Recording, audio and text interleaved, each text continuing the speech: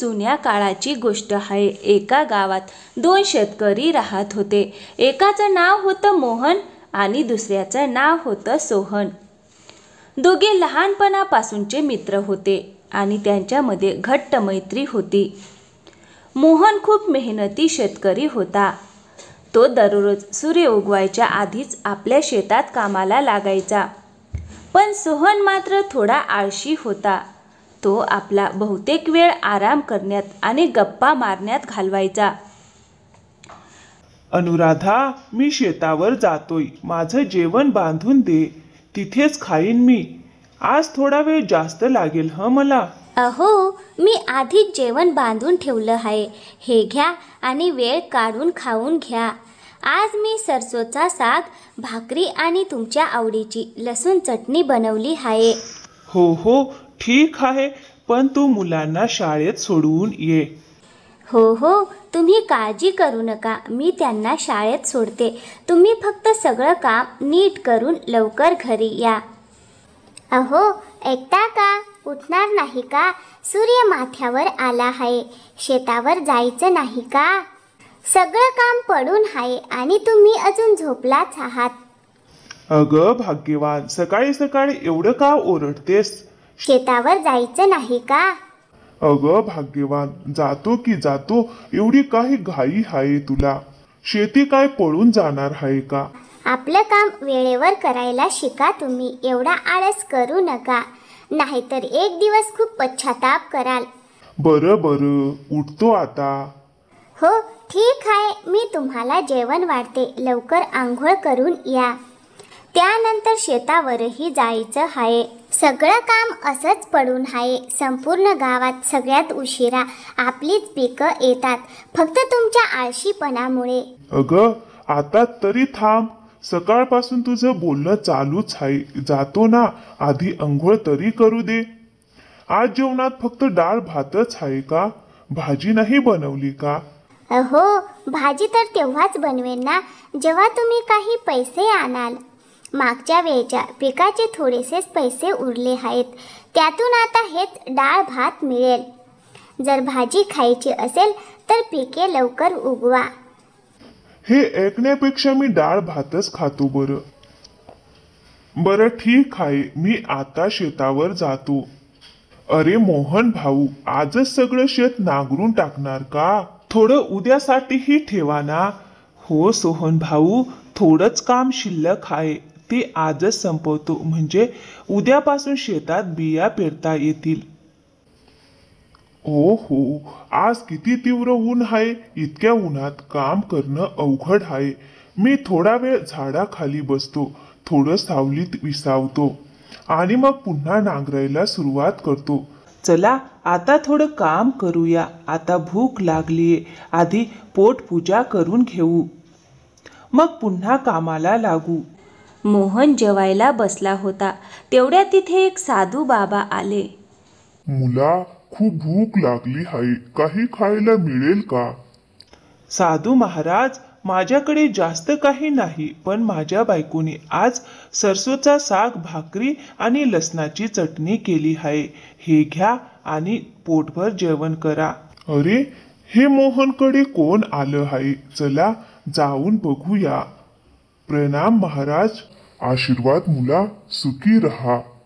महाराज, मी तुमच्यासाठी आसन लावलं आहे. इथे बसा आणि जेवा. पण तू काय खाणार मुला? मी तुझं जेवण घेतलं तर? बाबा, माझी काळजी करू नका. थोड्या वेळाने मी घरी जाऊन खाईन. साधू महाराज, माझ्या बायकोनेही आज डाळ भात बनवली आहे. खूप चविष्ट बनवते ती. हे घ्या आणि तुम्ही खा. माझी भूक भागवण्यासाठी तुमचं खूप खूप आभार. आभाराची काही गरज नाही बाबा. तुमची सेवा करण्याची संधी मिळणं हे आमचं भाग्यच आहे.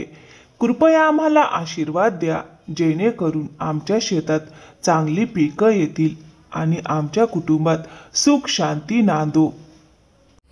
माझा आशीर्वाद सदा तुमच्यावर आहे. मेहनती शेतकरी नेहमी यशस्वी होतो. पण आज मी तुम्हाला काही विशेष देऊ इच्छितो. साधू आपल्या पोटलीतून काही छोटे छोटे बी काढतात आणि ते मोहन व सोहनला देतात. महाराज, ह्या कोणत्या बिया आहेत? काही विशेष पिकाची आहेत का?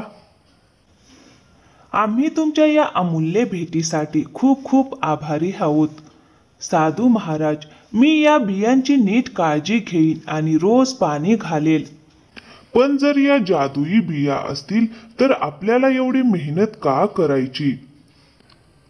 ही गोष्ट तुम्ही कायम लक्षात ठेवा. जादू फक्त त्याच्यासाठी काम करते जो तिची कदर करतो. या बियांमध्ये स्वतःची शक्ती आहे, पण जर तुम्ही त्यांची योग्य काळजी घेतली नाही तर तुम्हाला काहीच मिळणार नाही. दररोज या बियांना प्रेमाने आणि मेहनतीने पाणी द्या, तेव्हाच त्या फळ देतील. हो महाराज, आम्ही तुमचे बोलणे समजलो आहे. आम्ही या बियांची विशेष काळजी घेऊ आणि त्यांना प्रेमाने वाढवू. ठीक आहे मुलांनो, आता मी येथून निघतो. साधूकडून जादुई बीज मिळाल्यानंतर मोहन आणि सोहन दोघेही आपापल्या घरी परत निघाले. रस्त्यात दोघे एकमेकांशी बोलू लागले. सोहन, ही जादुई बीज खरोखरच अमूल्य आहेत. साधू महाराज म्हणाले की आपण त्यांना प्रेमाने आणि मेहनतीने वाढवलं तर ते आपल्याला फार काही देतील. मी तर उद्याच माझ्या शेतात जाऊन ही बीजे पेरणार आहे.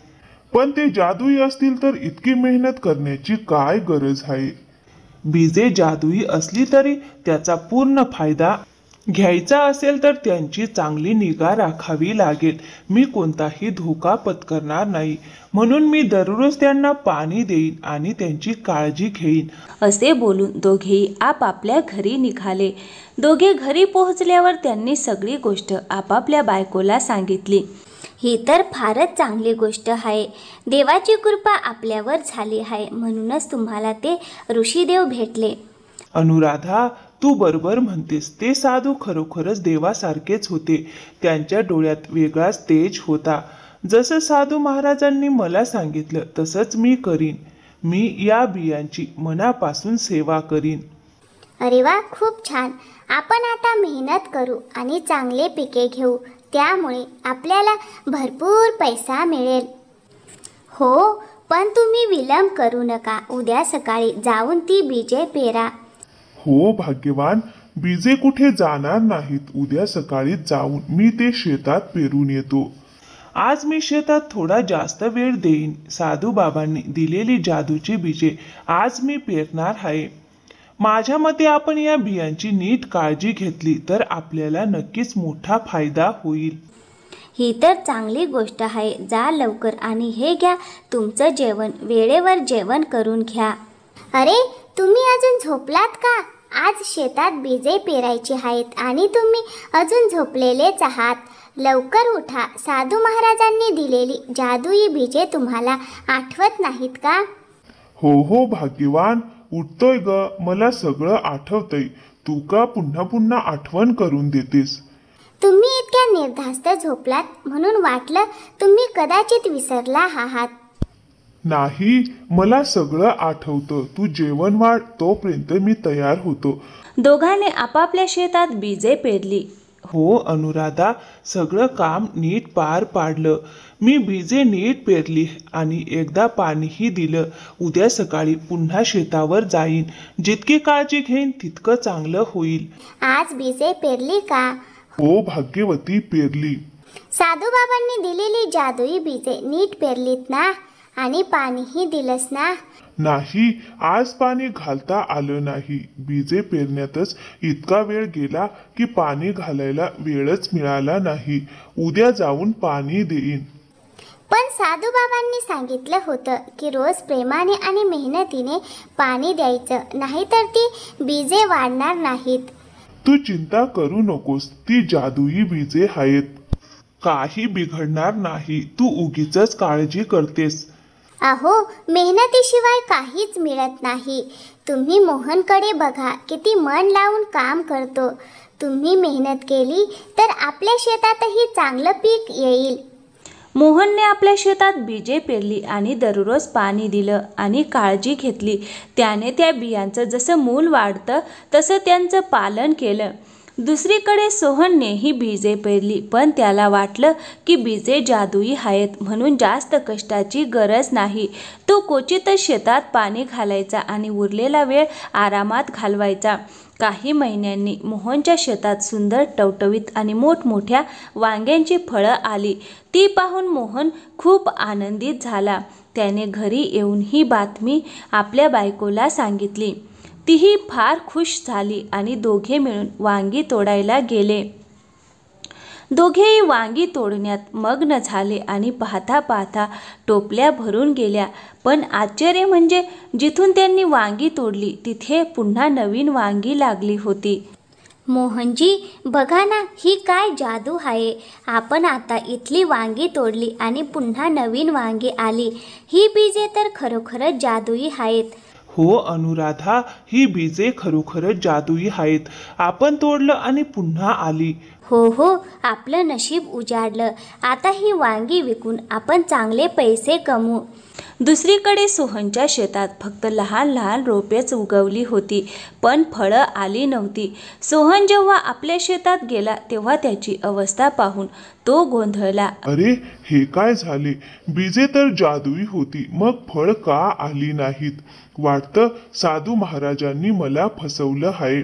तेवढ्यात त्याची नजर मोहनच्या शेतावर गेली. मोहनचं शेत वांग्यांनी बहरलेलं होतं. ते पाहून सोहन मोहनकडे गेला. मोहन, तुझं पीक इतकं छान कसं आलं? साधूंनी तुला खरी बीजे दिली की काय?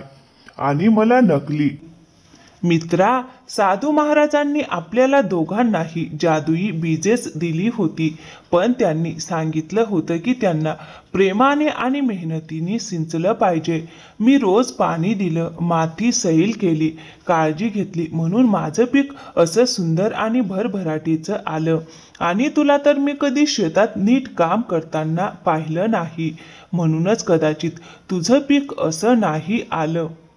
सोहनला आपली चूक लक्षात आली. अरे, मी काय केलं? ही बीजे खरंच जादुई होती, पण मी त्यांची नीट काळजी घेतली नाही, म्हणूनच मला काहीच मिळालं नाही. ही माझी चूक आहे. जर मी या बियांची नीट निगा राखली असती तर आज माझ्या शेतातही मोहनसारखंच पीक आलं असतं. पण माझ्या आळशीपणामुळे आज माझ्या हातात काहीच उरलं नाही. मोहनने आपल्या वांग्याची फळं विकून भरपूर नफा कमावला आणि सोहनच्या वाट्याला मात्र पश्चाताप सोडून काहीच उरलं नाही. तर मित्रांनो, कशी वाटली आजची गोष्ट? आवडली असेल तर लाईक करा, शेअर करा आणि कमेंट करून नक्की कळवा. आणि आमच्या चॅनलवर नवीन असाल तर प्लीज चॅनलला सबस्क्राईब करायला विसरू नका. थँक्यू, धन्यवाद.